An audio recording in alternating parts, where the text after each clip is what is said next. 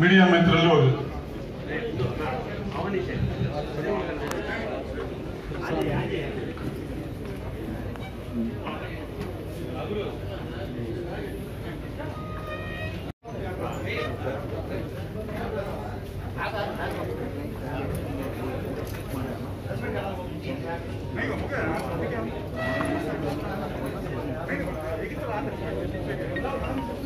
Hello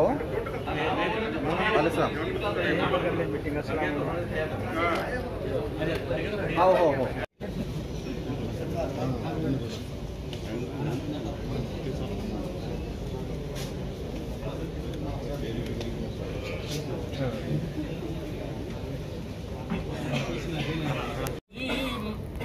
बिस्मिल्लाहिर्रहमानिर्रहीम लक़द जाअकुम रसूलुम मिन अनफुसिकुम अज़ीज़ुन अलैहि मा अनित्तुम हरीसुन अलैकुम बिल मुमिनीना रऊफ़ुर रहीम सल्ली अला रसूलिहिल करीम अम्मा बाद फ़अऊज़ु बिल्लाहि मिनश शैतानिर रजीम बिस्मिल्लाहिर रहमानिर रहीम इन्नल्लाहा व मलाइकतहु युसल्लूना अलन नबी या अय्युहल्लज़ीना आमनू सल्लु अलैहि व सल्लिमू तस्लीमा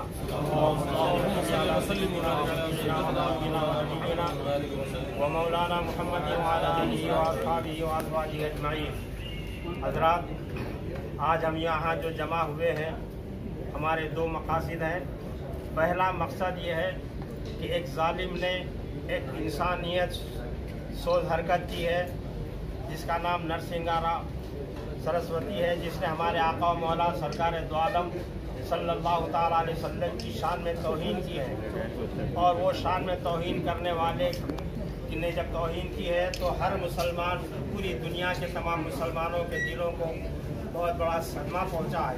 तो हम सबसे पहले उसका रद्द करते हैं और हुकूमत से हम यकीन करते हैं कि फ़ौरन उसको अरेस्ट किया जाए और उसको जो है फ़ौरन ऐसी सज़ा दी जाए कि जो नाकाबिले बर्दाश्त उसके लिए हो। लेकिन हम मुसलमानों का मुतालबा ये है कि हम फ़ौरन ऐसे, हम हालांकि हम किसी के मज़हब और किसी के मज़हब वाले बड़े लोगों की हम कोई तौहीन नहीं करते, मगर हम यहाँ हिंदू मुसलमान भाईचारा रखना चाहते हैं। मगर कुछ ऐसे खबीस लोग, ऐसे बदबख्त लोग जो यहाँ पर आकर मुसलमानों के और इस्लाम के ख़िलाफ़ अपनी बातें करके मुसलमानों को बरगला रहे हैं और इसका सद्जवाब होना चाहिए, इसको फ़ौरन रोका जाना चाहिए। हम इस सिलसिले में कमिश्नर ऑफ पुलिस से भी जाकर हम उनके वहाँ पर FIR करने की कार्रवाई कर रहे हैं। और दूसरा काम ये है कि यहाँ पर आंध्र प्रदेश में जो वक्फ बोर्ड है, उस वक्फ बोर्ड का जो चेयरमैन, और हमको ये मालूम हुआ है कि वक्फ बोर्ड के चेयरमैन को तबलीगी जमात से ताल्लुक़ रखने वाले को चेयरमैन बनाया जा रहा है। हम इसकी भी हम मुखालिफत करते हैं, क्योंकि सुन्नी वक्फ बोर्ड है और सुन्नी वक्फ बोर्ड के अंदर सुन्नी जो औक़ाफ़ है, उन औक़ाफ़ के अंदर खानकाहें हैं, दरगाहें हैं, मसाजिद हैं, मदरसे हैं। ये तमाम चीज़ें तबलीगी जमात, जमात इस्लामी और जितने भी हैं दूसरी जमातें, वो सब इसके मुखालिफ हैं, वो इसको नहीं मानते। हम अहले सुन्नत व जमात पूरे दुनिया में हमारी तादाद अल्हम्दुलिल्लाह 70-75% हम लोग हैं। और ये हमारी इतनी मेजॉरिटी होने के बावजूद ये 20-25% जिसके अंदर तबलीगी जमात भी है, जमात इस्लामी है, कादियानी है, गैर मुक़ल्लिदीन है, और ये तमाम जमातें मिलकर 20% होंगे। और अहले सुन्नत व जमात मुकम्मल 75 से 80% तक हम लोग हैं। तो हमारे ये खानकाह है, ये दरगाह है और ये तमाम चीज़ों की हिफाजत करने के वास्ते ऐसे लोग को जो कि दरगाहों को नहीं मानते, दरगाहों को जाने को जो है एतराज़ करते हैं, तो अगर इनके हाथ में ये वक्फ बोर्ड की सदारत दे दी जाए तो ये हमारे खानकाहों को, दरगाहों को माअज़ल्लाह ये ख़राब कर देंगे और इनको जो है शहीद कर देने का नापाक इरादे ये लोग रखते हैं। हालांकि ये लोग धोखा ऐसा देते हैं कि तबलीगी जमात का मरकज़ हज़रत निज़ामुद्दीन औलिया महबूब इलाही की दरगाह है, ये बताते हैं। ये सिर्फ जो है धोखा है, वरना आप जाकर देखें कि एक तबलीगी जमात वाला भी उस दरगाह के अंदर कभी आपको नजर नहीं आएगा। वो अपने मरकज में बैठे रहते हैं और कभी इधर नहीं आते। ये लोग जाहिर में ये बताते हैं कि हम मानते हैं, लेकिन हकीकत में ये दरगाहों के खिलाफ है।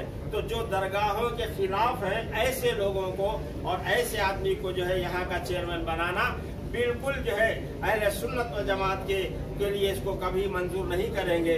लिहाजा हमारी गवर्नमेंट से अपील है कि आप हजरात इन तमाम ऐसे लोगों को निकाल हटाकर अहले सुन्नत व जमात के सही उल अकीदा, जो दरगाहों से, मज़ारात से, खानकाहों से जो मोहब्बत रखते हैं और उनको जो है जो उसकी सही तरीके से देखभाल कर सकते हैं, ऐसे सुन्नी और सुन्नी का सही उल अकीदा को आप इसका जो है चेयरमैन बनाएं और कमेटी में और वक्फ क्या जितने डायरेक्टर्स भी हैं वो डायरेक्टर्स को भी वक्फ बोर्ड के अहले सुन्नत व जमात को रखें। इसलिए कि वक्फ बोर्ड सुन्नी वक्फ बोर्ड है और सुन्नी वक्फ बोर्ड के अंदर अहले सुन्नत व जमात ही की नुमाइंदगी होना चाहिए, ये गैरों की नहीं। ये तबलीगी जमात ना सुन्नी है, ना जमात इस्लामी सुन्नी है, ना गैर मुक़ल्लिदीन सुन्नी है, ये सब अलग जमातें हैं। और अलग जमातें होकर ये सुन्नी वक्फ बोर्ड में आना ये बिल्कुल जो है गलत बात है।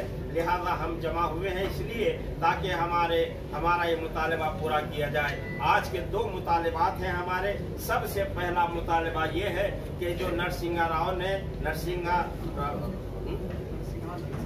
नरसिंहानंद सरस्वती जो उसने किसी मंदिर का कुछ पुजारी है या वो जो है उसने बहुत ही गलत तरीके से इस्लाम का जो है उसको इस्लाम को और हमारे पैगम्बर हजरत मोहम्मद सल्लल्लाहु ताला अलैहि वसल्लम की शान में तौहीन की है। तो ऐसी तौहीन करने वाले को हम कभी बर्दाश्त नहीं कर सकते और उसको जो है हम अपनी जान दे देंगे अपने आका मौला सल्लल्लाहु अलैहि वसल्लम के वास्ते।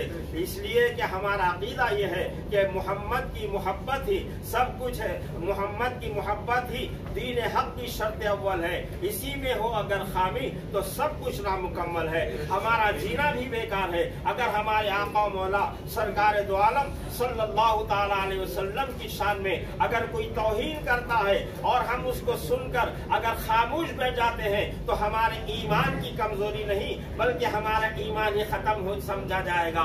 लिहाजा सरकार की शान में तौहीन को हम न कभी बर्दाश्त करे हैं और न कभी हम बर्दाश्त कर सकते। और हम हुकूमत से बराबर ये अपील करेंगे कि फौरन ऐसे दुश्मन दीन और ऐसे दुश्मन इंसानियत को फौरन जो है अरेस्ट करके उसको उसकी जो सजा देनी है वो कड़ी से कड़ी उसको सजा दी जाए। इसीलिए हम जमा हुए हैं। अल्लाह तबारक व तआला हमारे इस इरादे को पूरा फरमाए। सिर्फ यहीं पर नहीं है बल्कि दिल्ली में और दूसरे मकामात पर भी हमारे मुसलमानों ने अपने आका मौला सल्लल्लाहु अलैहि वसल्लम के मोहब्बत का इजहार किया है और हर जगह पर वहाँ पर हर जगह पर जो है उसकी मुखालिफत की गई है और FIR दर्ज कराई गई है। और हर एक का मुतालबा यही है कि फौरन उसको अरेस्ट करके उसको जो है उसकी जो सजा देनी है वो बराबर सजा दी जाए। हम जो है हम अपने कानून को अपने हाथों में लेना नहीं चाहते बल्कि हमको अपने संविधान के ऊपर पूरा भरोसा है कि हमारा संविधान हर इंसान को, हर मजहब वाले को अपने मजहब पर चलने का जो हक है वो हक बराबर दिया जाए और मुसलमानों के साथ कभी भी ऐसी जो है हरकत न की जाए कि जो उनके पैगंबर इस्लाम की शान में तौहीन करे तो हम कभी बर्दाश्त नहीं करेंगे और उसका इन तमाम चीज़ों का हम खंडन करते हैं और हम हुकूमत से अपील करते हैं कि फौरन से सजा दी जाए। मुफ्ती अब्दुल कदीर साहब ने जो बात रखी है तो मैं तारीफ करता हूँ और ये हकीकत है कि हम लोग दरगाहों के चाहने वाले, वलियों के चाहने वाले, बुजुर्गान दीन के मानने वाले हैं। जो जिसके दिल में बुजुर्गों से अकीदत हो, बुजुर्गों से मोहब्बत हो, वही लोग बुजुर्गों के असासे पे कब्जा करने का हकदार है, दूसरा कोई नहीं। अब दूसरे को अगर चेयरमैन बनाया जाए, किसी और को अगर ये हक दिया जाए तो नाइंसाफ़ी होगी। इसलिए मैं भी हुकूमत से ये अपील करता हूँ कि हुकूमत सही तरीके से जो सुन्नी सहीउल अकीदा हो उसको ये पोस्ट दे, और दरगाहों के मानने वाले, वलियों के मानने वाले, फातिहा न्याज और दुरूद और सलाम वाले के कब्जे में ये चीज़ दी जाए। वक्फ बोर्ड की जो भी प्रॉपर्टी है, चेयरमैन हो या जो भी मनसब हो, ये दिया जाए तो हक वाले को दिया जाए, उसके अलावा किसी और को नहीं। मैं मुस्लिम होने के नाते, आशिक़ रसूल होने के नाते मैं ये कहूँगा कि ना मैं किसी मज़हब को बुरा कहता हूँ और ना किसी मज़हब के रहनुमा को बुरा कहता हूँ। इसलिए मैं भी अपने रहनुमाओं को, बुरा कहने वालों को बर्दाश्त नहीं कर सकता। इसलिए मैं हुकूमत से अपील करता हूँ कि जिस तरह हम मुसलमान दूसरों को बुरा नहीं कहते, उसी तरह दूसरे भी हमारे किसी रहनुमा को बुरा न कहें। अल्लाह तबारक तआला से दुआ है कि परवरदिगार आलम हम सबको सलामत रखे और हमारे रहनुमा की शान जिस तरह परवरदिगार आलम ने बढ़ाई है, अल्लाह तबारक तआला उसकी शान को बढ़ाता ही रहेगा। दूसरे जितने भी जलने वाले हैं, सैयदी आला हज़रत अली रहमतुल्लाह अलैहि रिज़वान ने इरशाद फरमाया, खाक हो जाए आगू जलकर मगर हम तो रज़ा, दम में जब तक दम है जिक्र उनका सुनाते जाएंगे। हुजूर सैयद आलम सल्लल्लाहु अलैहि वसल्लम की शान को आज तक न कोई घटा सका है, न घटा पाएगा और न घटाया है। हुकूमत से अपील है कि उन्हीं को हकदार बनाया जाए जो हकदार का लायक है, जो इस मनसब के लायक है, उसी को मनसब दिया जाए, उसी को पोस्ट दिया जाए। రాష్ట్రంలో ఉన్నటువంటి వక్ఫ్ ఆస్తులు, ఈ వక్ఫ్ బోర్డ్ ఆస్తులు, అసలు వక్ఫ్ బోర్డ్ ఆస్తులు అంటే ఏంటి, వక్ఫ్ ఆస్తులు ఎక్కడి నుంచి వచ్చాయి, వక్ఫ్ ఆస్తులు ఎవరిచ్చారు, వక్ఫ్ బోర్డ్ ఆస్తులకి ప్రభుత్వానికి సంబంధం ఏమిటి అనే దాని మీద పూర్తిగా వివరణ ఇవ్వాలనే ఉద్దేశంతోనే ఈనాడు ఇక్కడ సమావేశం అహ్లే సున్నత్ వల్ జమాత్ రాష్ట్ర మత గురుల సమావేశం నిర్వహించడం జరుగుతుంది. వందల సంవత్సరాల కిందట ముస్లిం రాజులు, సుల్తానులు పరిపాలించినటువంటి సమయంలో ఆనాడు అహ్లే సున్నత్ వల్ జమాత్, సున్నీ, షియా ఈ రెండు తెగలు మాత్రమే ఉండేవి. అప్పుడు వారు దర్గాలను ఎక్కువగా నమ్మటం, అక్కడ మొక్కులు చెల్లించుకోవటం, దర్గాలను అభిమానించేవాళ్ళు. కాబట్టి ఆ దర్గాల మీద ఉన్నటువంటి నమ్మకంతో ఆ దర్గా బాగోగుల కోసం, వెలుగు కాంతుల కోసం, ఉత్సవాల కోసం, పూజా కార్యక్రమాల కోసం, ఆ కార్యక్రమాలు చేసే పూజారుల కోసం ఆ వంశీకులకు కొన్ని ఆస్తుల్ని, వందల ఎకరాల్ని ఆనాడు రాజులు, సుల్తానులు, మొఘల్ చక్రవర్తులు ఇచ్చినటువంటి దానమే వక్ఫ్ బోర్డు. వాళ్ళు ఇచ్చినటువంటి దానం దర్గా ఆస్తులు, దర్గా డెవలప్మెంట్ కోసం, దర్గా వంశీకుల కోసం ఇవ్వడం జరిగింది. పీర్ల మాన్యాలు, పీర్ల డెవలప్మెంట్ కోసం, వారి వంశీకులు, వారి పూజారుల కోసం ఇవ్వడం జరిగింది. ఆ వందల సంవత్సరాల నుంచి వచ్చినటువంటి ఆస్తి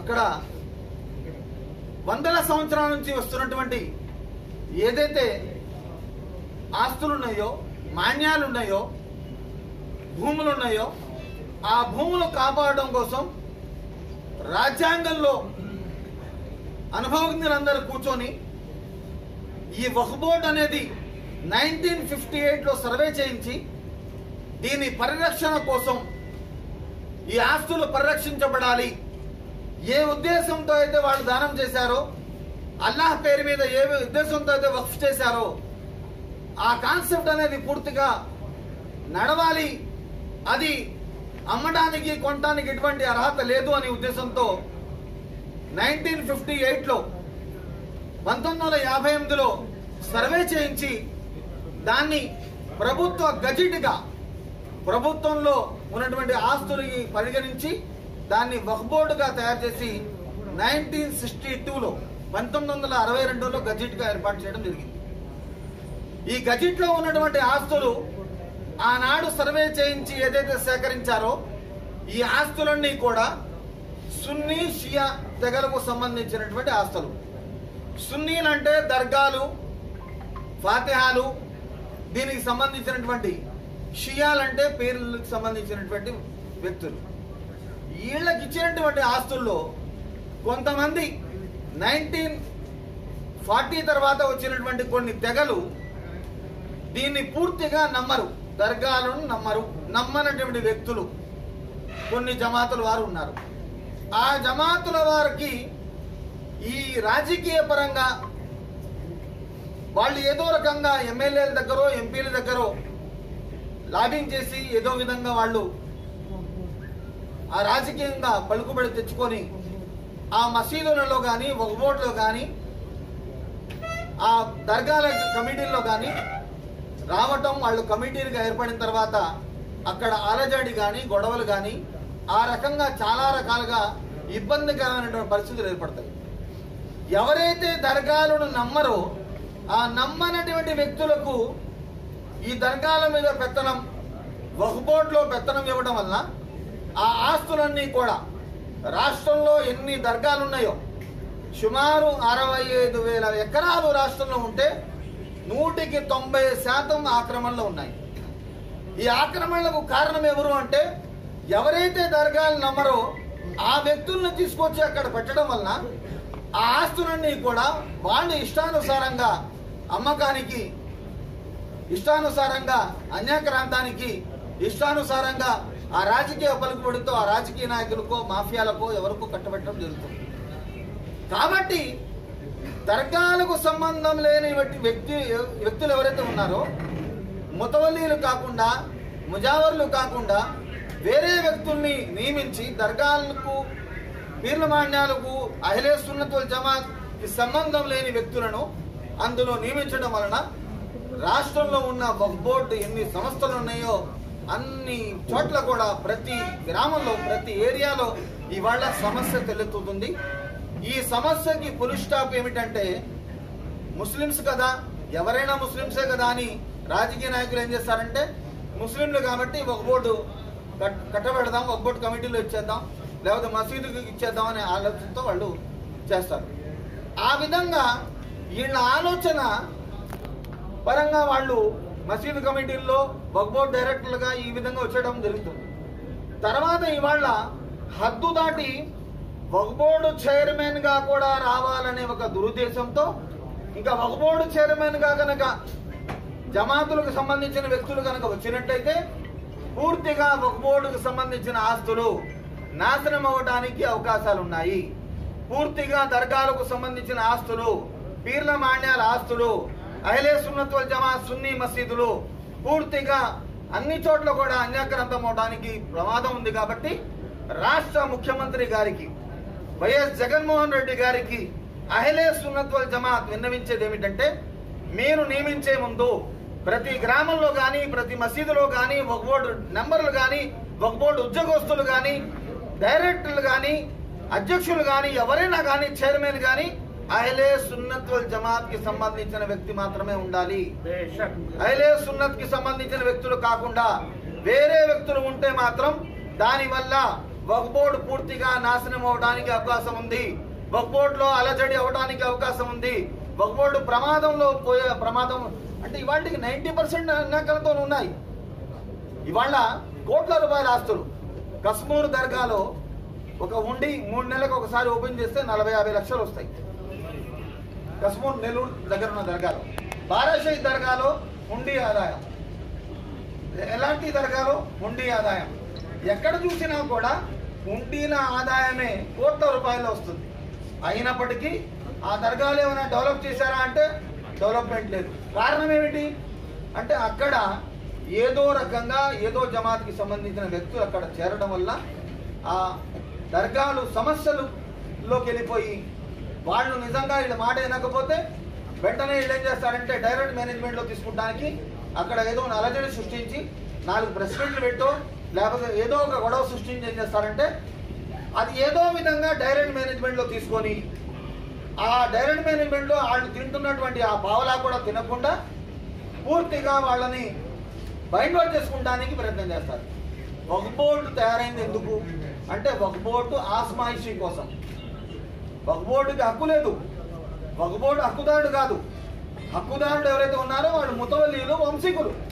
వక్ఫ్ బోర్డు అనేది ఏంటంటే వాళ్ళు ఆస్మాయిషి, వీళ్ళు అమ్మకుండా ఉండడం, అమ్మకాలు కొనుగోలు చేయకుండా ఉండడం కోసమే అక్కడ బాగోగులు చేస్తున్నారా లేదా, అక్కడ ఫాతిహాలు నిర్వహిస్తున్నారా లేదా, ఉరుసు ఉత్సవాలు చేస్తున్నారా లేదా, అక్కడ వచ్చే వాళ్ళకి అన్నదానం చేస్తున్నారా లేదా, ఆ భక్తులకి ఎటువంటి ఇబ్బంది లేకుండా సౌకర్యం కల్పిస్తున్నారా లేదా అనేది ఆజమాయిషీ చేయటం కోసమే ఉన్నది వక్ఫ్ బోర్డు, సూపర్వైజింగ్ అథారిటీ.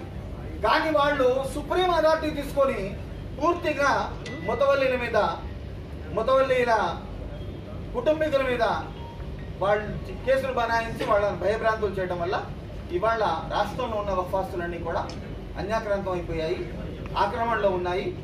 ఇదంతా కూడా కింద స్థాయి నుంచి పై స్థాయి వరకు ఎక్కడ ఏ దర్గాలో చూసినా కూడా అక్కడ జమాతులకు సంబంధించిన వ్యక్తులు, గుంటూరులో వెళ్తే 190% జమాతులకు సంబంధించిన వ్యక్తులు అందరూ ఆక్రమించుకొని కూర్చొని ఉన్నారు.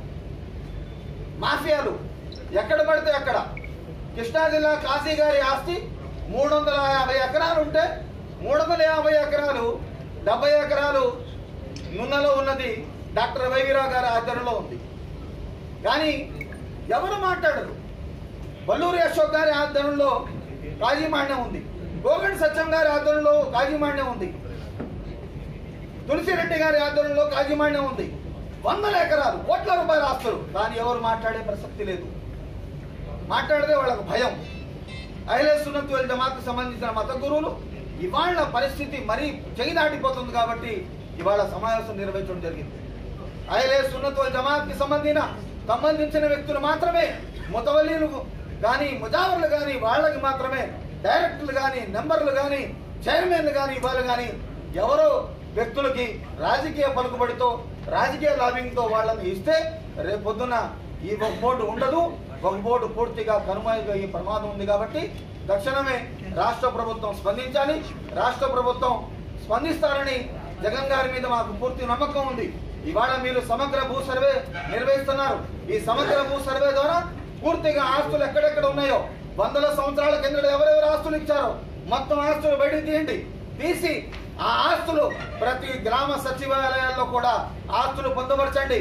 ఆ ఆస్తులు అక్రమంగా రిజిస్ట్రేషన్ కాకుండా, అక్రమంగా జరగకుండా, ఎటువంటి కన్స్ట్రక్షన్ చేయకుండా ఆ నిలుపుదల చేయండి. ఇవాళ ఎక్కడ చూసినా, ఏ గ్రామంలో చూసినా వాళ్ళు ఎన్ఓసీలు చేస్తున్నారు, పన్నులు వేసేస్తున్నారు, అక్రమ రిజిస్ట్రేషన్ జరుగుతున్నాయి, సర్వే నెంబర్ మార్చి రిజిస్ట్రేషన్ చేస్తున్నారు. ఎవరికి పవర్ ఉంది, ఎవరికి పవర్ లేదు. వక్ఫ్ బోర్డు అధికారులు కంప్లైంట్ ఇస్తే వాళ్ళ దగ్గర అసలు ఎంతైతే భూమి ఉందో ఆ భూమి వివరాలు కూడా, ఆక్రమణలో ఉన్న భూమి వివరాలు కూడా వక్ఫ్ బోర్డు దగ్గర లేదు. దురదృష్టం ఏంటంటే, ఎందుకు కారణం ఏమిటి అంటే వాళ్ళకి కంప్లైంట్ ఇవ్వాలి. కంప్లైంట్ ఇస్తే కానీ వాళ్ళు ఎవరైతే నోటీస్ ఇస్తారో అది మాత్రమే ఆక్రమణలో ఉన్నట్టు. కానీ ఇక్కడ కంప్లైంట్తో సంబంధం లేకుండా చాలా మంది అగ్రిమెంట్ల మీద ఇష్టానుసారంగా బిల్డింగ్లు కన్స్ట్రక్షన్ పెట్టుకొని కూర్చొని ఉంటే రెవెన్యూ వచ్చింది, ఒక బోర్డుకి రెవెన్యూ వచ్చింది.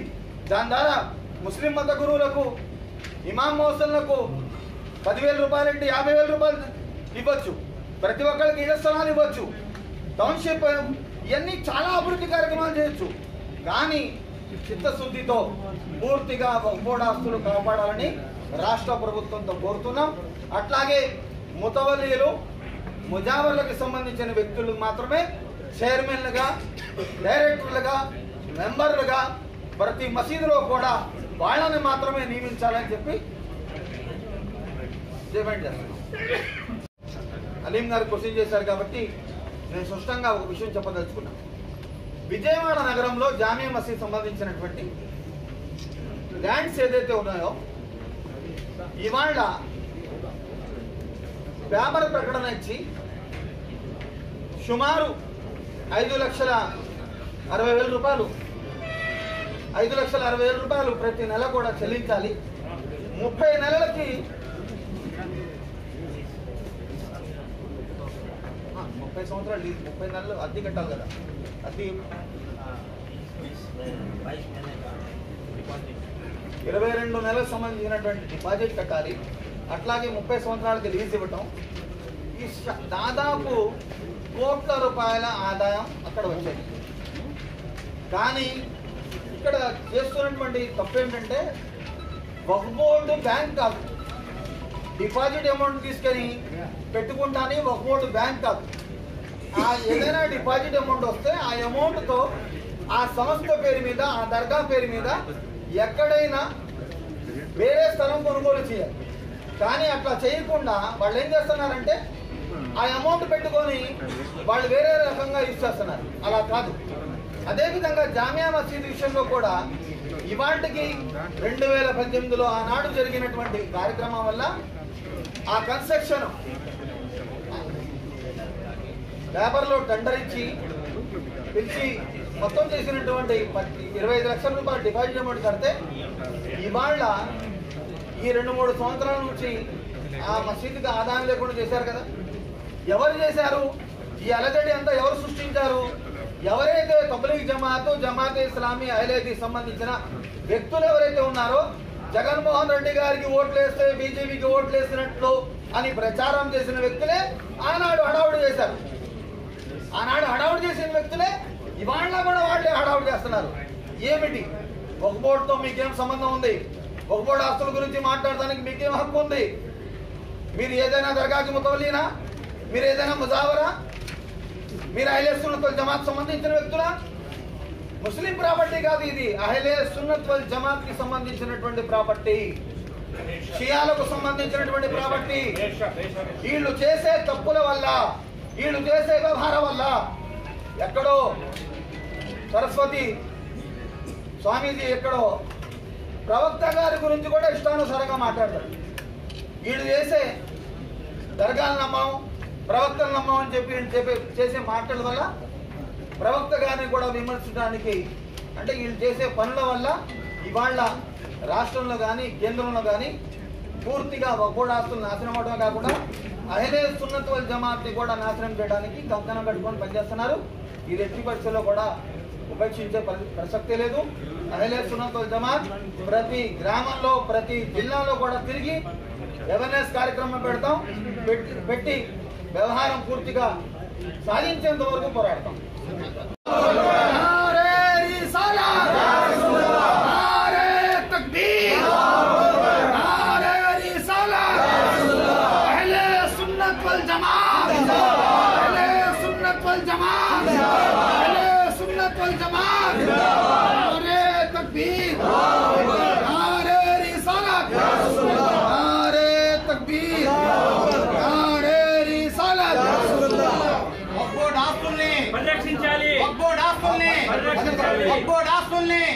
वक्फ बोर्ड चैरमैन गानी डायरेक्टर गानी నియమించాలి. वक्फ बोर्ड चैरमैन डायरेक्टर गानी हमारे आका हुजूर मोहम्मद सल्लल्लाहु अलैहि वसल्लम की शान में तौहीन की है और इस्लाम की बेइज्जती की है, तो उसको हम जो है उसका रद्द करते हैं और हुकूमत से अपील करते हैं कि हम फ़ौरन उसको जो है अरेस्ट किया जाए और उसको जो है कड़ी से कड़ी सज़ा दी जाए, क्योंकि हम अपने आका हुजूर मोहम्मद मुस्तफ़ा सल्लल्लाहु अलैहि वसल्लम जो हमारे पैगंबर इस्लाम है, अगर उनकी शान में अगर कोई तौहीन करा तो हम उसको बर्दाश्त नहीं कर सकते। हम किसी मज़हब की शान में हम गुस्ताखी या तौहीन नहीं करते, जब हमारे मज़हब के शान में तौहीन करने का किसी को भी हक़ हम नहीं देते। हम अपना कानून को अपने हाथ में लेना नहीं चाहते, इसलिए हम हुकूमत से अपील करते हैं कि वो अपने कानून के हिसाब से दुश्मनान इस्लाम और गुस्ताख रसूल की तो फ़ौरन कड़ी से कड़ी सज़ा दी जाए। और दूसरा हमारा इशू ये है कि यहाँ का जो वक्फ बोर्ड है, उस वक्फ बोर्ड का जो चेयरमैन का अब अपॉइंटमेंट होने का है, तो उस अपॉइंटमेंट के सिलसिले में हमको मालूम ये हुआ कि किसी तबलीगी जमात वाले को चेयरमैन बनाया जा रहा है। हम उसकी सख्त मुखालिफत करते हैं, इसलिए कि सुन्नी वक्फ बोर्ड है, लिहाजा सुन्नी की जितनी भी जायदाद है वक़ाफ़ी, वो तमाम के तमाम अहले सुन्नत व जमात के हवाले होना।